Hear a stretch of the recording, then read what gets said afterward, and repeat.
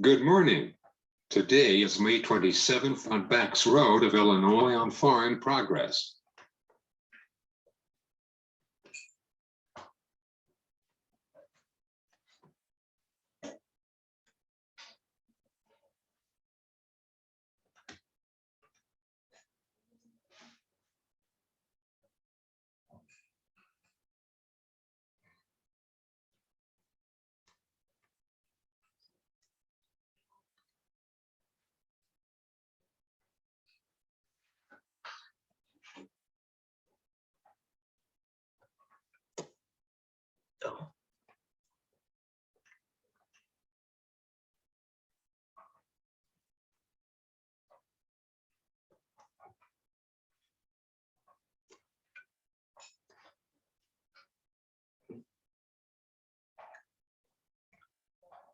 I will interview with Miriam Hofman today.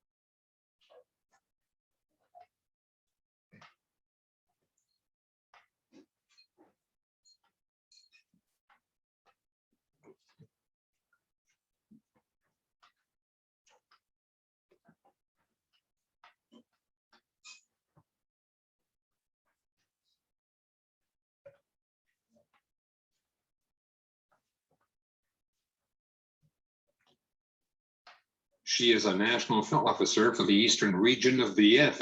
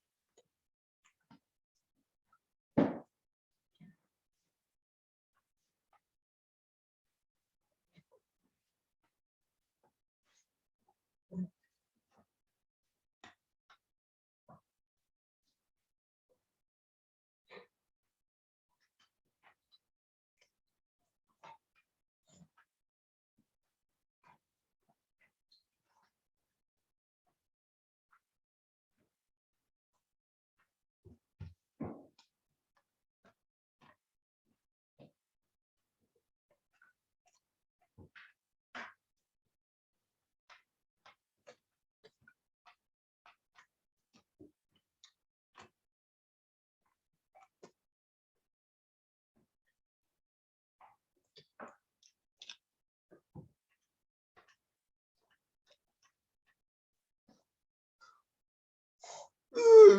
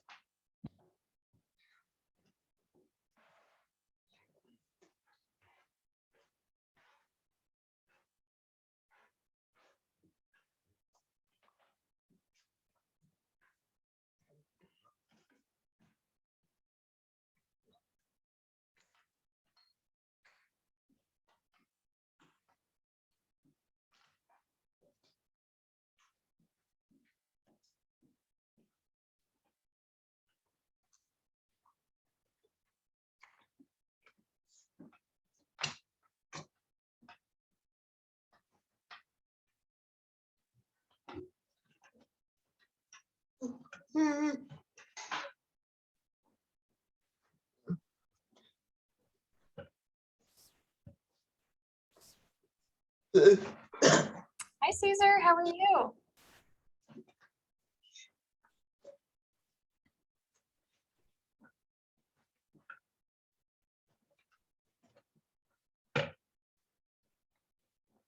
Please be patient. I'm using a computer to help me communicate. I love your background.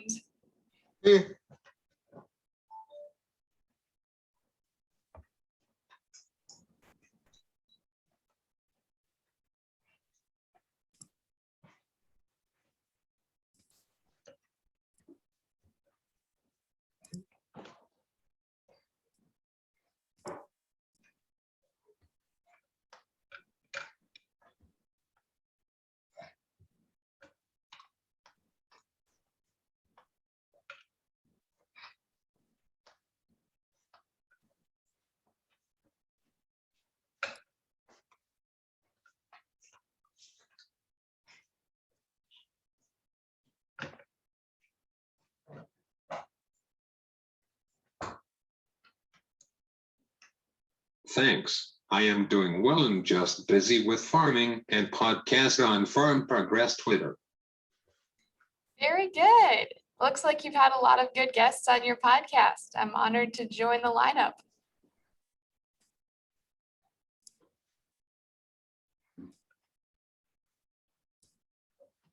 How about you? I'm doing well. I'm doing well. I've been here in Indianapolis for the last month or so. Been out on the road a little bit, going to different FFA state conventions. I was in Wyoming and Oklahoma during April, and then been back in the FFA Center, had a virtual convention in May, and I'm about to head out to New Mexico. I fly out tomorrow.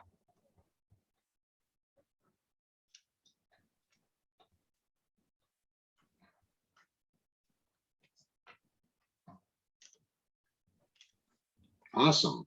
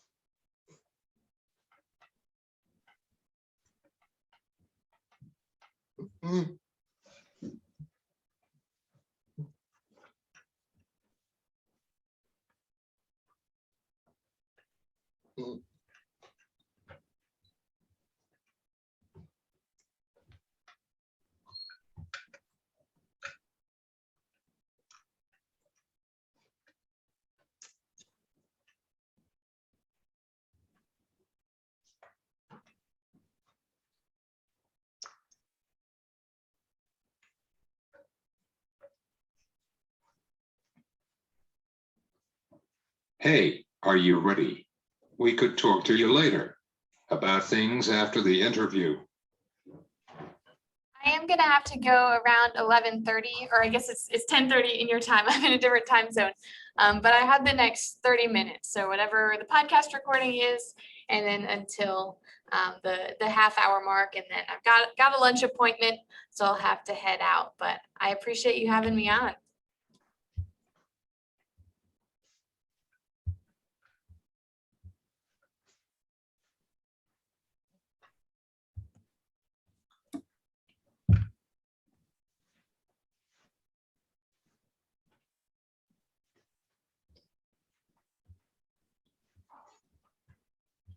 Good morning. This is Cesar Delgado from Back Roads of Illinois on Foreign Progress with Miriam Hofman.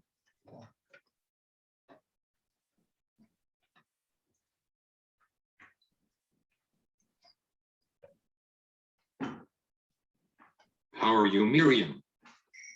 I'm doing well, Caesar. Thanks so much for having me on the podcast. It's a privilege.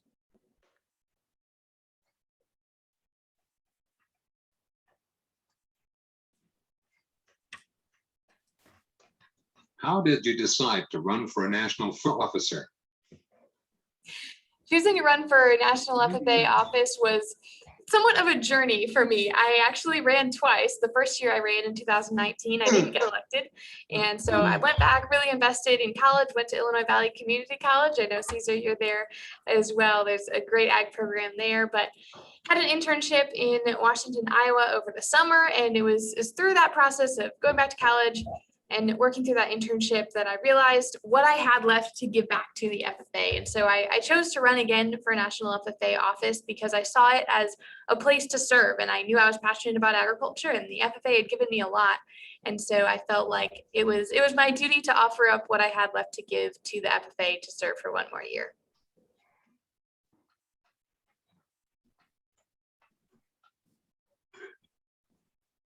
Tell me about your career in Southern Illinois University and your family farm. Yes, so after I finished up my associate at Illinois Valley Community College, I transferred to Southern Illinois University in Carbondale. And even throughout when I was senior year of high school, I pretty much knew I wanted to go to SIU. And so even throughout my time at IVCC, all the people at SIU, especially Susan Graham, there in the dean's office, were very supportive and helped me in that process as I got ready to transfer to SIU. And once I got there last fall, I had mostly online classes because of the nature of the pandemic, but I was working in the dean's office there in person, and I had a couple in-person classes as well. And I was involved on the Ag Council officer team. I was the college affairs chair, so I organized a couple of virtual roundtables where we talked about, as students, we talked about some of the things that were happening. We've gone through a reorganization of the College of Agriculture, became the College of Agriculture and Physical and Life Sciences as well. And so some of those different things I was involved with, as well as the Chancellor Scholars Program and the Honors Program, and doing some different community service projects as well. And I grew up on my family's farm in north central Illinois, just outside of the small town of Earlville, raising purebred milking shorthorn and Dutch belted dairy cattle and selling genetics across the country. And I've also gotten involved with my brother's organic row crop operation a little bit as well. So started going to field days with him and learning more about not just organic agriculture, but just in general production agriculture and how we can build more resilient and sustainable systems. And that's a lot of where my interest came then when I ended up interning with Continuum Ag in Washington, Iowa, because it's a lot of the same types of concepts and growing cover crops and finding ways to farm with having a lot more better decisions that we can make, and just having the access to more different options when it comes to tailoring our practices to what is best on each individual farm, each individual acre.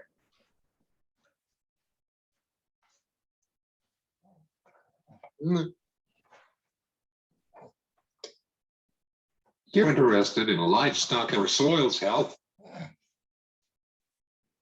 You know, I'm interested in both livestock and soil health. Growing up, I was particularly interested in livestock, especially the dairy cattle, and I still have a passion for those cattle. Every time I visit home, I make sure I spend some time out in the pasture with the cattle. But recently, I've become even more invested in the soil health space, and a lot of that was from my internship last summer, and then studying agribusiness economics at SIU. I've still had a focus on how do those concepts apply to soil health. And I attend a lot of different virtual ag conferences and webinars and field days where I can learn more about soil health and the impacts that soil health has on not just farmers and production agriculture, but involved with your local chapter.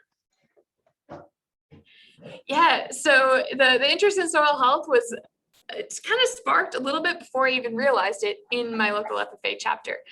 In Intro to Agriculture class, freshman year of high school, we learned a little bit about soils, and I competed in the land use soil judging contest.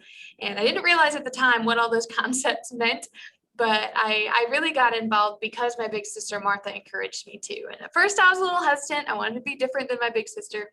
But once I got involved, I realized she was correct. And the FFA was the best place that I could find to grow, to learn, to get to know people, to build relationships. And Mrs. Mahler, the advisor there, an ag teacher at Earlville FFA, was so supportive. And she was one of those people that would challenge me to step out and to try things that I was maybe a little bit scared to do at the time.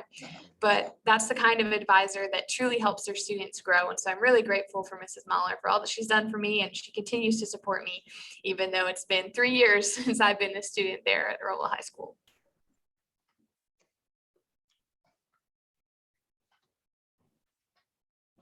Finally, what is it looks like it in the future for next generation of VF and the industry?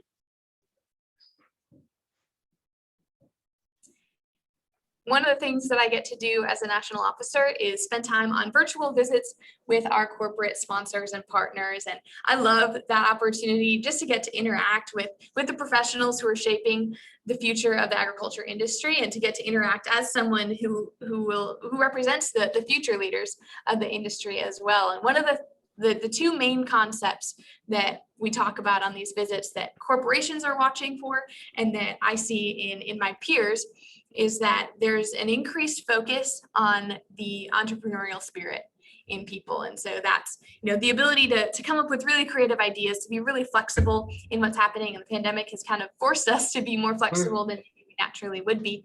And then in addition to that entrepreneurial spirit that we talk about, we also talk a lot about innovation. And innovation isn't just about technology. It's not just about building new, like, concrete things, but it's also about just being able to think really outside the box, think really creatively.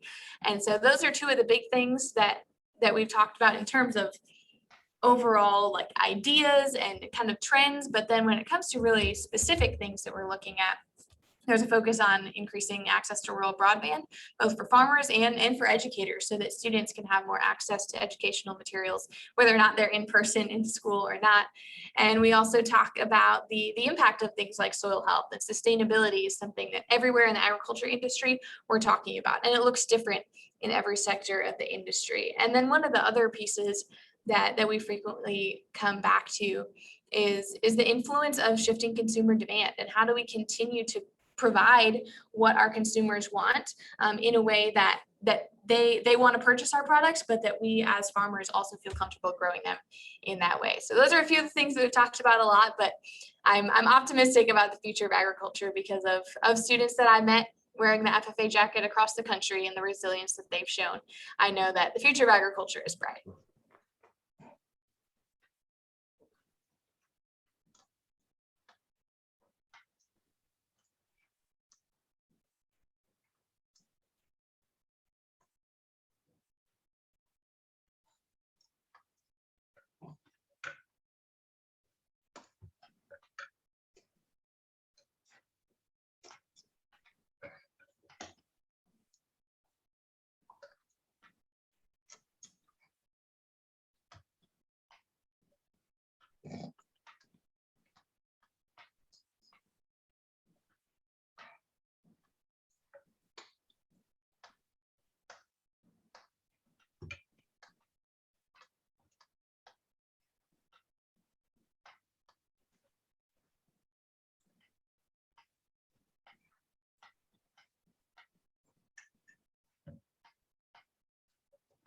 Well, thank you. Thanks for coming. Well, I'm Cesar Delgado from Bax Road of Illinois. Well, thank you. Thanks for coming. Well, I'm Cesar Delgado from Bax Road of Illinois on Farm Progress. Hey,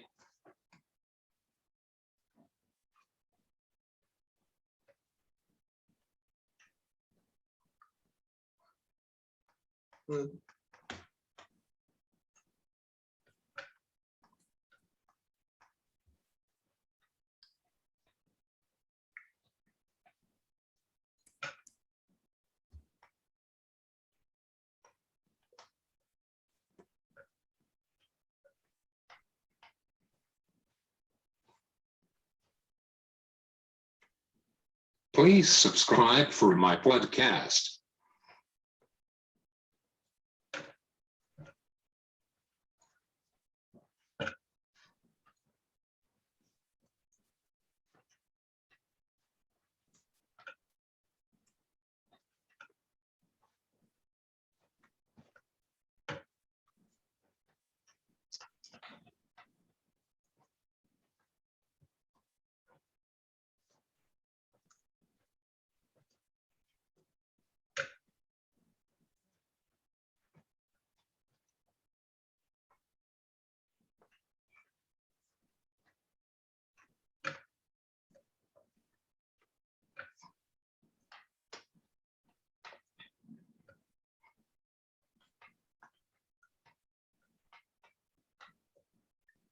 How I did.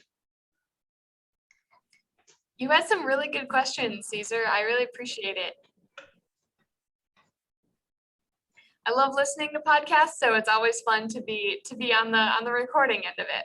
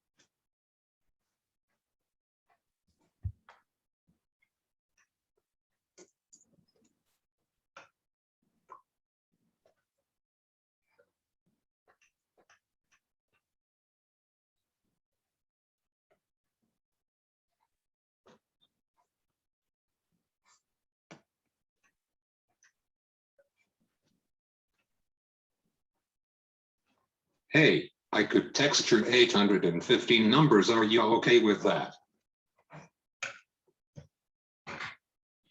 You know, Caesar, this year I am so bad about responding to texts because I've got an FFA phone and my personal phone, and a lot of emails and traveling to do. So honestly, like sometimes email is the best way to keep in touch with me. And I like just being able to like chat in person or on things like this. So it's probably the best way to chat, but it's good to catch up. How are things on the farm going for you?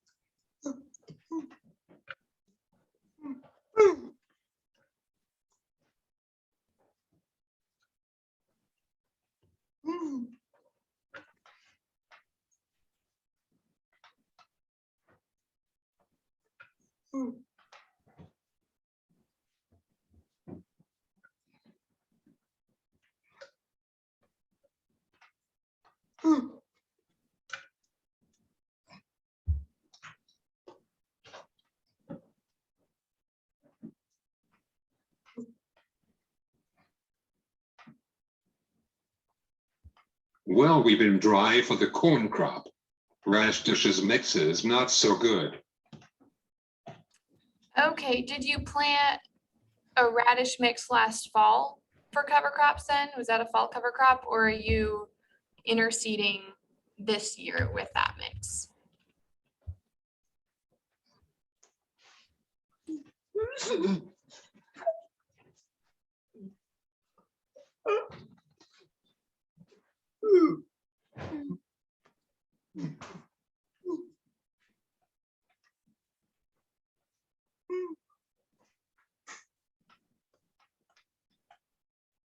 Fall mixes.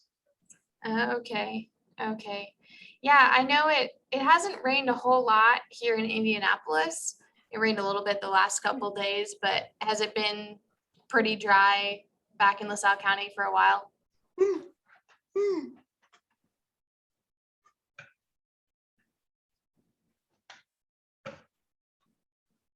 Yeah, Okay.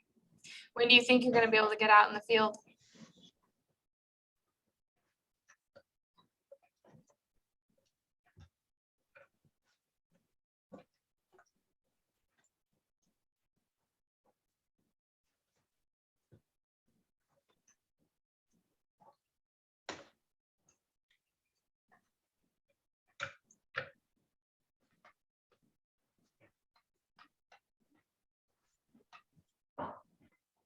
yesterday I was. Oh, very good. So you were planting corn yesterday.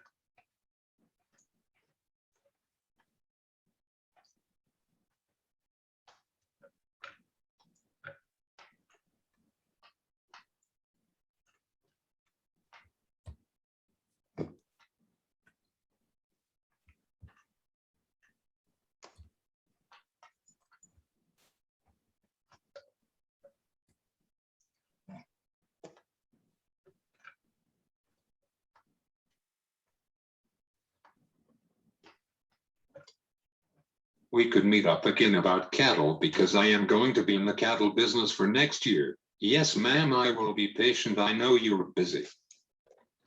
I appreciate that, Caesar. Yes, we'll have to chat sometime about cattle. I'm on the road for the next few weeks, but we should follow up end of June, beginning of July for sure. Alrighty,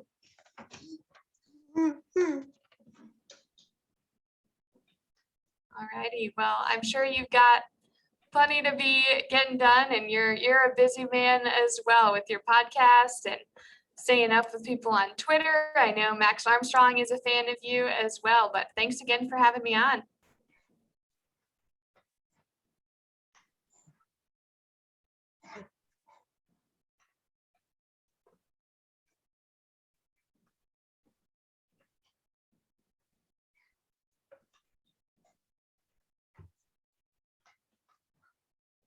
See you later.